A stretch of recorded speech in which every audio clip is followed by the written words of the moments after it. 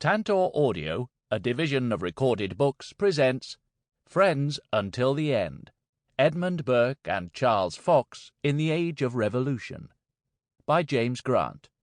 Narrated by Richard Trinder. So sweet and voluble is his discourse. William Shakespeare, Love's Labour's Lost, Act 2, Scene 1. Preface. Charles James Fox and Edmund Burke, the greatest English orators of the 18th century, made common political cause for 25 years. They supported the rebellious American colonies, opposed Lord North, and did their best to shield Britain's public credit from the ungainly, crisis-prone East India Company.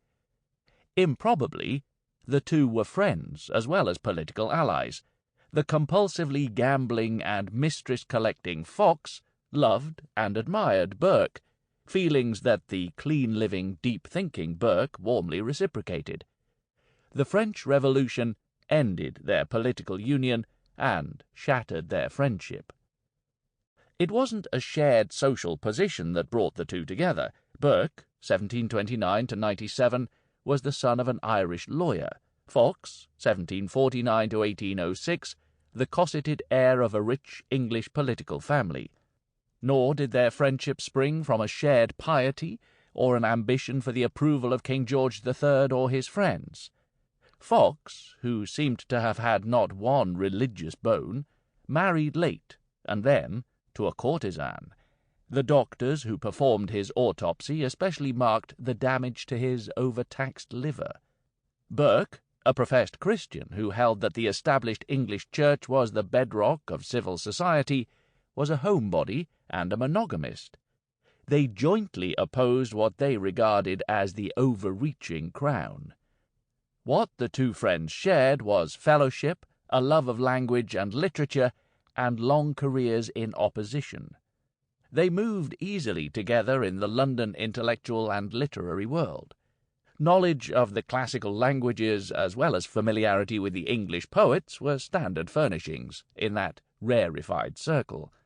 To shine in conversation meant matching Latin tag for Latin tag and one Shakespearean quotation for another. Presiding over literary London was the formidable lexicographer Samuel Johnson, who, with the portraitist Sir Joshua Reynolds, founded the famous Literary Club in 1764. Said Johnson of Burke, "His stream of mind is perpetual," and of Fox, "He is a most extraordinary man." Burke attained no governmental post higher than the lustreless paymaster of the forces. Fox held high ministerial office on 2 brief occasions, but he, like Burke, was best in opposition. What did they oppose? Principally, the incursion of royal power on the prerogatives of the House of Commons. "There is no man who hates the power of the crown more, or who has a worse opinion of the person to whom it belongs, than I," wrote Fox to Burke about their principal antagonist, the king himself. George III detested Fox in turn, as a father might. His son, the Prince of Wales, and Fox were boon companions, the prince holding the unwanted distinction of owing even larger gambling debts than the dice-rolling and horse-playing parliamentarian. Speech-making was the principal occupation of an opposition member of Parliament. Fluency, wit, and self-command were essential to a speaker's success. Prepare as he might, the member must affect an air of spontaneity. He would memorize what he could, improvise for the rest. In the galleries, reporters raced to record those words on the wing.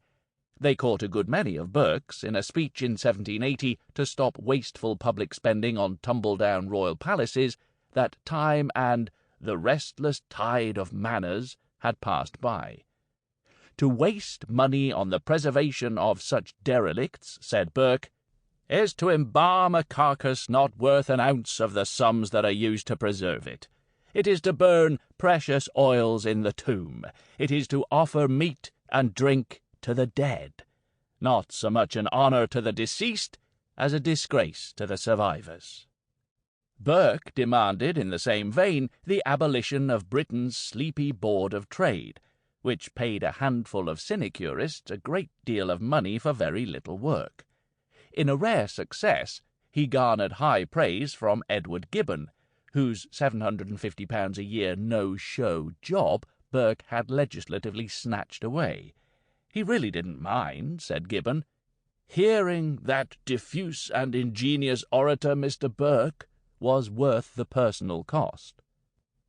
Conservative is the word with which posterity has chosen to identify Burke, and he indeed opposed even the mildest programme of English parliamentary reform.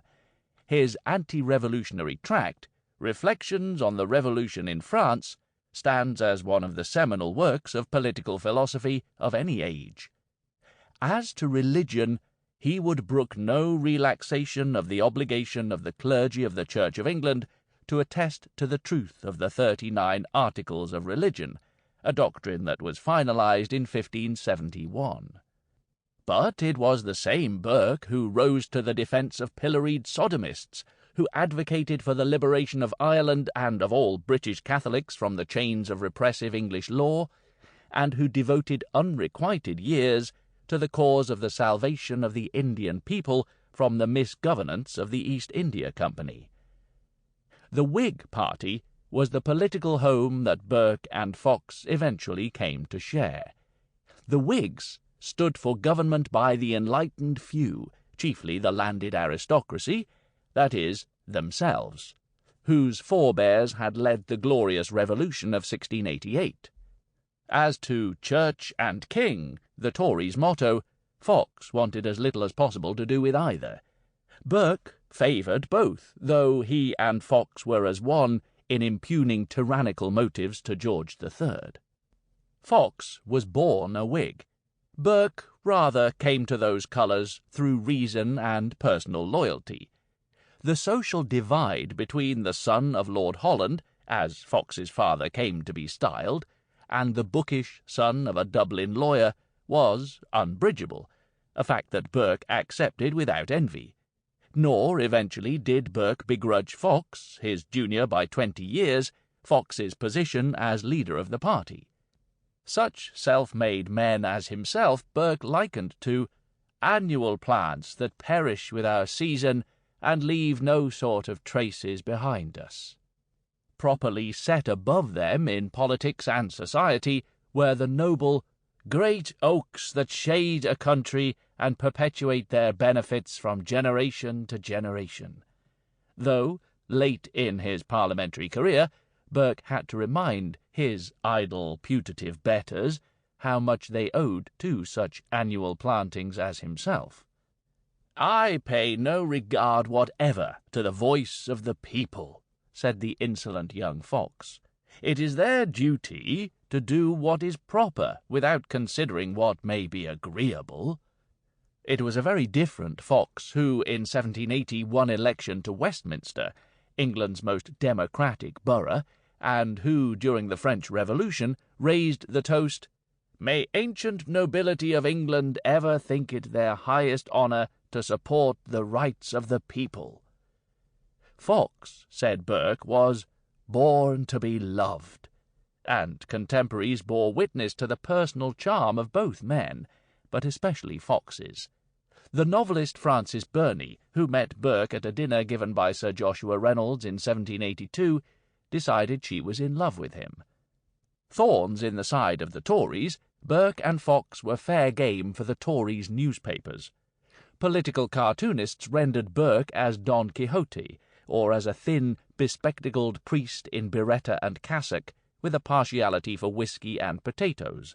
An Irishman who supported Catholic emancipation was obviously a papist, let the facts to the contrary be what they may. There was no need to take visual liberties with Fox. He really was swarthy, fat, ungroomed, and hirsute. Even his one-time lover, the Duchess of Devonshire, affectionately called him the Eyebrow. Fox's friends loved him the more for his foibles, while his adversaries, not looking beyond his dissipation, underestimated his talents.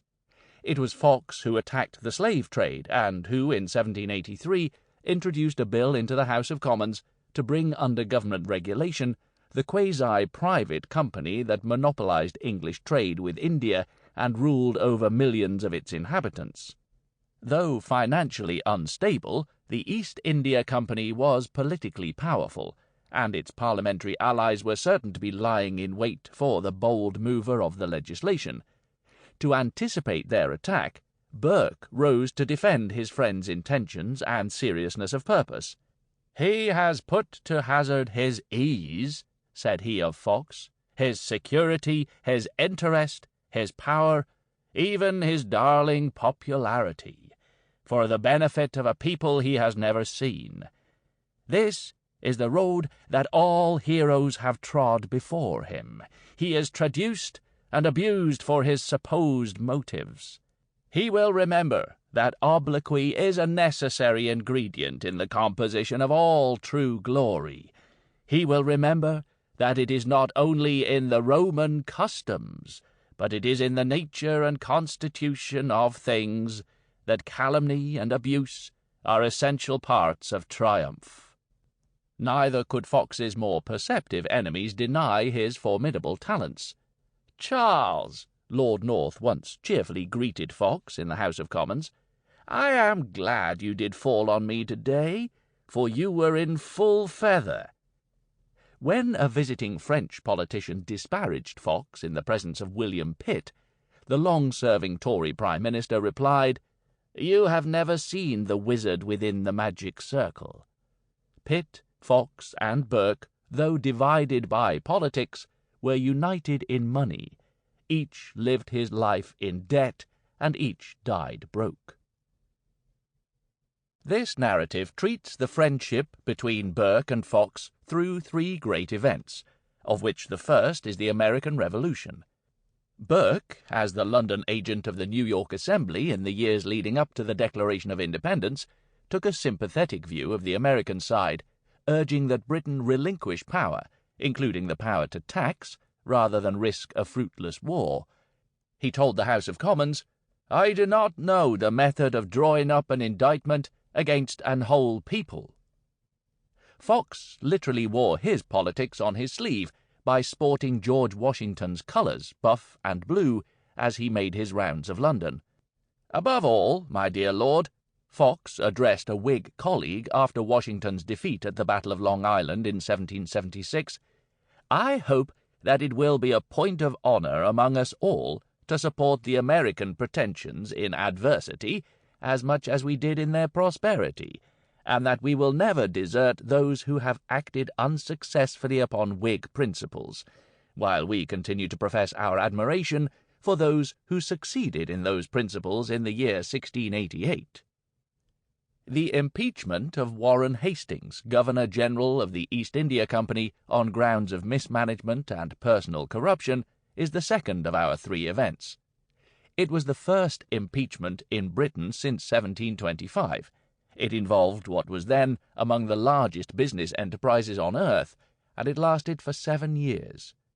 Burke and Fox were prime movers of the prosecution, Burke leading off the trial in 1788 with a speech that lasted 4 days. "The business before the House," he said, "is not solely whether the prisoner at the bar be found innocent or guilty, but whether millions of mankind shall be made miserable or happy." Throughout, Burke spoke up in defence of India's ancient civilization against the venal assault of the British chartered monopoly. "Faults this nation may have, but God forbid we should pass judgment upon people who framed their laws and institutions prior to our insect origin of yesterday." Over the long course of the trial, 1/3 of the Hastings jury pool, members of the House of Lords, died. When the time came to render a verdict, scarcely more than 24 of the members had heard enough evidence to allow them in conscience to pass judgment. Not guilty on all counts was their verdict. Nearly everyone involved in this judicial marathon had long since become heartily sick of it, Fox not least, though Burke seemed never to flag. His reply to the summation of the arguments of the defence spanned 9 days. Long before the end of the trial, Burke and Fox had irrevocably split over the French Revolution, our third point of focus. To Fox, the overthrow of the Ancien Régime was something sublime. How much the greatest event it is that ever happened in the world, and how much the best! Burke wrote his masterpiece, Reflections on the Revolution in France, to denounce it. To Fox, a Francophile with extensive political and social connections in France, the Revolution was nothing less than France's version of Britain's, and specifically of the Whigs' own, Glorious Revolution. To Burke, this monstrous tragedy was about not liberty, but nihilism, and financial malpractice too. Burke's critique of the revolutionists' monetary inventions anticipated debate over the justice and efficacy of modern central banking practice. Fox and Burke each wondered if the other had lost his mind. Fox couldn't bear even to open Reflections.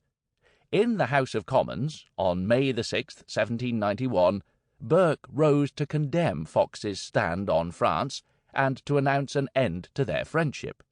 Fox, though still applauding the French, a witness reported, burst into tears.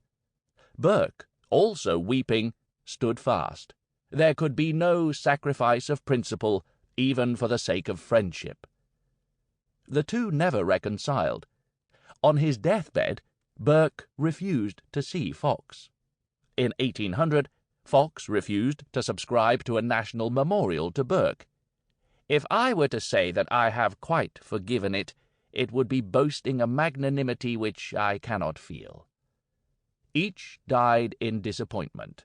Burke on account of the death of his only child, Richard, and of his long years of seemingly futile opposition; Fox for his failure to prevent Britain's long war with France, and because he would rather have been known for his amateur studies of Greek and Latin literature than for his verbal assaults on the government of William Pitt.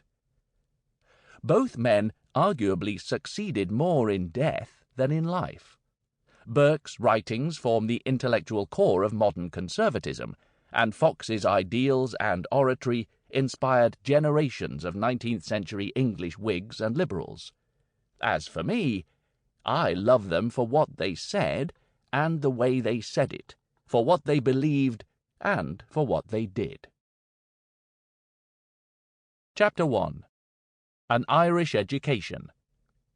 The effect of genius is not to persuade the audience, but rather to transport them out of themselves. Longinus. Ireland was poor and oppressed, and now, in the wake of a short harvest, it was starving. What to do with the burdensome children of the destitute Irish Catholics? Why, Jonathan Swift immortally suggested, let the English Protestant overlords cook them and eat them. Swift's modest proposal was published in Dublin in October 1729. Edmund Burke was born in Dublin earlier the same year, the son of a successful Protestant lawyer who was by no means starving. It mattered deeply whether his father, Richard, was born into the Protestant Church of Ireland, or, if a cradle Catholic, he had abjured that faith and cast his lot with the religious establishment. Whether Richard's infant son was baptized a Protestant or Catholic is similarly uncertain, and likewise significant. The suspicion that he was indeed a Catholic, possibly a Jesuit, would dog the great orator throughout his parliamentary career. Burke chafed at the rumours, though not because he resented the imputation that the fundamental doctrine of the Catholic Church was somehow abhorrent to him. He believed in the divinity of Jesus Christ with all his heart. There is a record of someone named Richard Burke converting from Catholicism to the Church of Ireland in 1722, renouncing the superstitious and idolatrous worship of the saints, including the Virgin Mary, and renouncing, too, the doctrine that, in the sacrament of communion, the elements of bread and wine are actually transformed into the body and blood of the Son of God. But there were plenty of Richard Burkes in Ireland. Under British colonial rule, no Catholic could enter the professions, vote, buy land, own a firearm, possess a militarily suitable horse, the authorities living in fear of a repeat of the Great Irish Rebellion of 1641, study abroad, or teach school, to name but a few of the myriad legislated disabilities on the Irish and English statute books. The preamble to the 1698 Act to prohibit Catholics from joining the bar conveys a general flavour of what are known as the penal laws. Whereas by experience in this kingdom Papist solicitors are the common disturbers of the peace of His Majesty's subjects in general, and whereas there are great number of Papist solicitors practising within the several courts of law and equity, by whose numbers and the daily increase of them great mischiefs are likely to ensue, no person shall practise as a solicitor or gent in any suit in law or equity, who has not taken the prescribed oaths and subscribed to the Declaration against Transubstantiation. Such laws accumulated like sediment, starting in the English Reformation of the 16th century and persisting through the rule of Oliver Cromwell, 1653–58, and into the reign of George II, 1727–60. The heyday of enactment, the 1690s, brought prescriptions on the Catholic majority involving church, family, and civil life. It was by leave of the Protestant ascendancy that a Catholic congregation might build a church, but then only of wood, and only if that eyesore were hidden off the main roads. The penal laws, by Edmund Burke's time, may have been more ferocious in the statute books than they were in the courts, but inconsistent enforcement could not efface the intent of the English lawmakers from the minds of the stigmatized, brutalized, transplanted, humiliated, and destitute Catholic majority. The Richard Burke who converted to the Anglican Church of Ireland, whoever he might have been, was far from alone in choosing accommodation with Ireland's civil authority over loyalty to the Church of Rome. "The practice of the law, from the top to the bottom, is at present mostly in the hands of new converts," lamented the head of the Church of Ireland in 1727. Not that all in the Protestant ruling class deigned even to take notice of such conversions. To Sir Richard Musgrave, 1st Baronet, 1755–1818, a Catholic baptism was ineradicable. A man could no more abjure it by oath than attain the height of 6 feet by swearing to his 72 inches. For a politician destined for the English parliamentary opposition, few schools of statecraft would have been more instructive than that of Ireland during the Protestant ascendancy. Coming of age in Dublin under British misrule, Burke could form his political philosophy by the simple principle of inversion. As the English, since the reign of Queen Elizabeth I, 1533–1603, had devoted themselves to the suppression and impoverishment, sometimes to the extirpation, of Irish Catholics, he would champion their freedom, happiness, and prosperity. He would seek the same for all the ill-used subjects of English power, including the American colonists and the victims of the depredations of the British East India Company. "My dear friend Burke leads a very unhappy life from his father's temper," a college friend of Edmund's named William Dennis reported in 1747. "And what is worse, there is no prospect of bettering it. He must not stir out at night by any means, and if he stays at home, there is some new subject for abuse." Dennis neglected to speculate on how much more amiable the elder Burke might have been without a teenage son underfoot. Though the grown Edmund Burke would use the word splenetic to describe his aging parent, he said more to his father's credit. There was, for instance, the paternal care, tenderness, and indulgence in dissuading the youthful Ned, as Burke was known to friends and family, from venturing to America, and the son remembered a father not only in the first rank of the Dublin legal profession, but the very first man of his profession in point of practice and credit. He died, worth very near £6,000. The elder Burke's last will and testament, dated November the 4th, 1761, suggests no such handsome estate, rather one closer to £2,000, an amount perhaps reduced by losses in one or more of the bank failures that plagued Dublin between 1755 and 1760. The testator peremptorily directed that the lease interest on the family house, along with most of its contents, be auctioned within 1 month at most, next after my decease.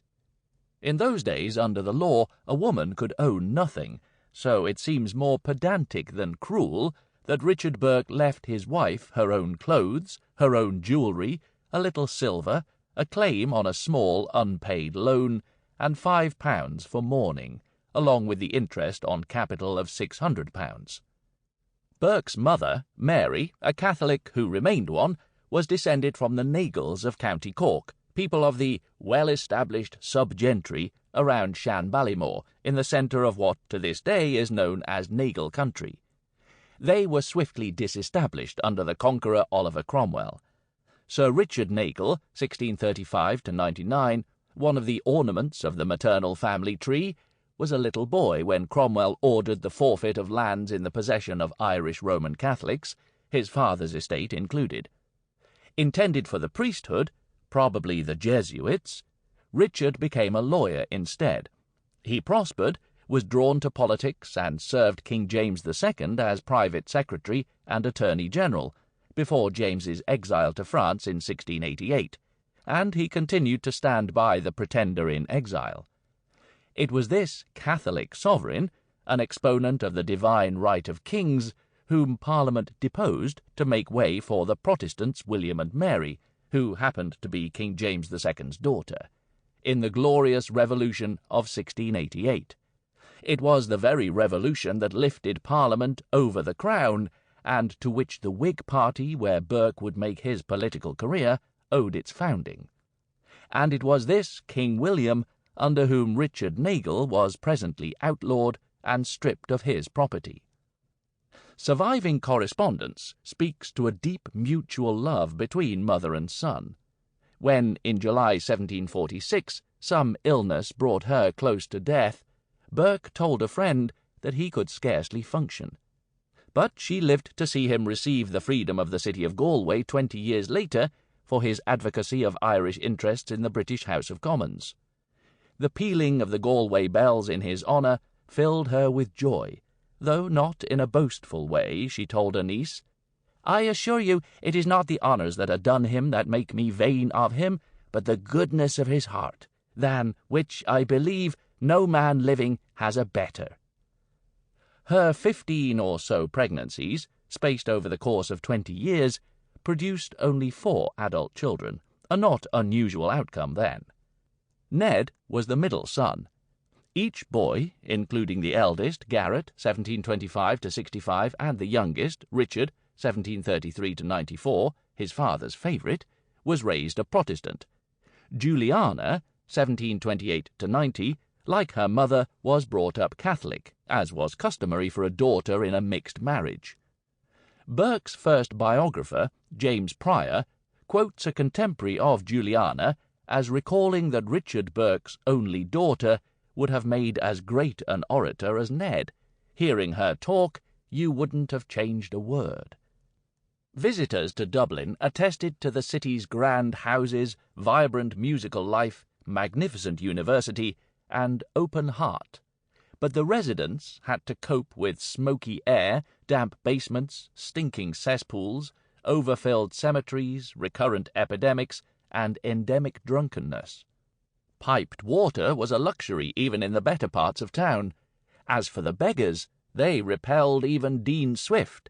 Thieves, drunkards, heathen, and whoremongers, he called them, who blamed Irish poverty not on the Irish character, but on English oppression.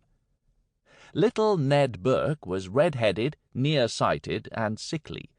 For the sake of his health, he was dispatched at the age of 6 to live with his maternal uncle, Patrick Nagle, in picturesque Ballyduff, 140 miles to the southwest in County Waterford.